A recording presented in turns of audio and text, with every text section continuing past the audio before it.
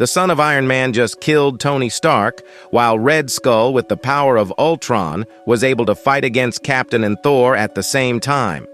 I'm Andrew the Geek Master, and in this video we'll tell you what happened in these two fights and also bring a big revelation about this universe. To not miss stories like this, click the subscribe button, activate the bell, and let's get started. In the future, the world is still haunted by H-Day, a battle with the artificial intelligence Ultron that resulted in the deaths of many heroes.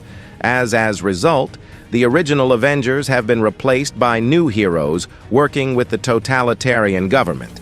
Among this new breed of hero is James Stark, son of the original Iron Man and the Wasp.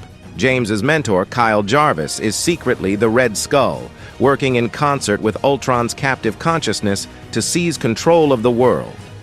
The elderly Steve Rogers was recruited by Luke Cage, who formed an underground resistance called the Defenders. Steve agreed to retake the super soldier serum and became Captain America once more.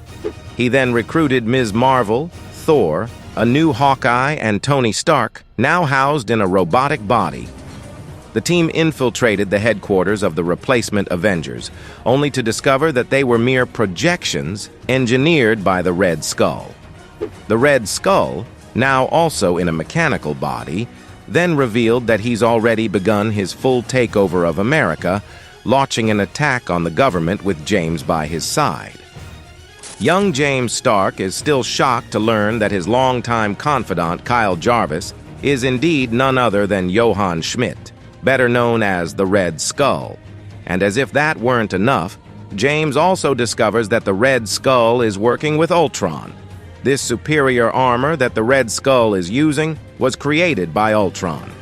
Nevertheless, James remains willing to ally himself with the Red Skull in his supposed fight for the future of America.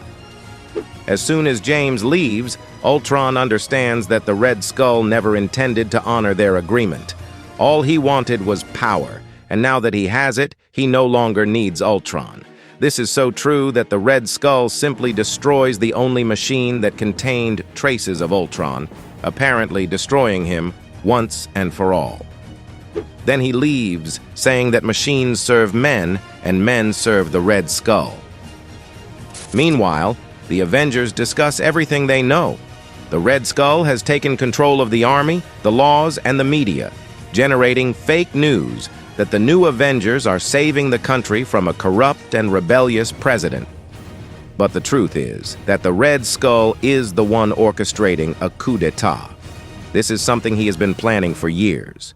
At this very moment, the army is turning against the White House, believing they are doing the right thing, which makes them the most dangerous people in the country. As the coup at the White House continues, the Red Skull simply storms the place, killing several guards who are being manipulated by him and telling the president that no one will come to save them because the new Avengers he believes in are actually not real. They were just his creations, fantasies to keep the people believing they were safe. It is here that the president also discovers that Jarvis is the Red Skull. As soon as the Avengers discover that the White House has been taken, they send Iron Man to save the president while the rest of the team heads to the Capitol. Tony moves as fast as he can, but when he bursts through the windows of the Oval Office and confronts the Red Skull, he realizes it's already too late because the president is already dead. This only leaves Tony even more enraged as he grabs onto the villain and flies him out of the building, starting a battle between the two. While landing some punches on Iron Man and throwing him into another building, the Red Skull also taunts Tony for returning to a world where everyone hates him, including his own son. In that moment, the Red Skull contacts James, saying that the time has come and James is already prepared. He puts on his own Iron Man suit and flies into the city, leading several Iron Man drones. At the same time at the Capitol, the Avengers finally arrive and do their part to stop the army that is part of the coup. Captain America, Ms. Marvel, and Thor work very well as a team and instruct all the soldiers on the battlefield to retreat from their path. However, even against gods, these soldiers still persist in fighting because they truly believe they are saving the country. This is the result of decades of the Red Skull bombarding them with fake news and wrong ideas. As the war intensifies everywhere, Iron Man and the Red Skull fight on equal footing, with the villain taunting Tony for having lost his wife, his parents, and his son. As the fight becomes fiercely contested, Tony fires some missiles from his suit in hopes of gaining an advantage. However, the Red Skull manages to defend himself and counterattacks with extreme precision. As if that weren't enough, he orders his men to fire missiles at the city, something he had planned beforehand, forcing Tony to leave the battle immediately and fly as fast as he can to protect the people.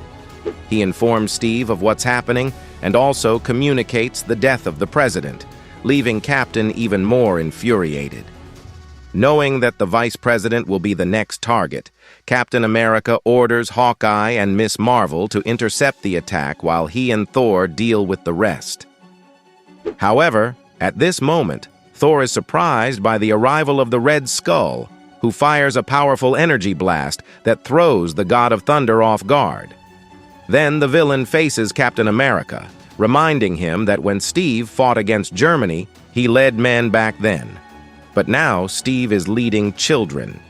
It turns out that the villain had already ordered his men to invade all the resistance hideouts. However, to his surprise, there is no one left in any of the locations. Fortunately, the defenders managed to escape, and it doesn't take long for them to join the heroes. Above the city, Iron Man does everything he can to stop the missiles, but requests assistance because there are too many. Unfortunately, this message never reaches Captain because his communication was hacked and cut off by his son James, who is getting closer to Tony. Tony tries to convince his son to stop this madness and that there's still time to change his path. But James blindly believes in the Red Skull and thinks he will save billions of people even if he kills millions. He thinks Tony only cares about his image of how the world sees him, but James sees him as just a man who let his wife die and his son become an orphan. At this point, Iron Man grabs his son by the armor, telling him he loves him and that he loved his mother. He knows that James truly believes he's doing the right thing, but he's not. His mother and his friends always tried to protect people by giving them the freedom to live their lives, but the Red Skull only cares about power and control. After that, James gets tired of this conversation and tries to control his drones to attack his father, but his drones don't obey him.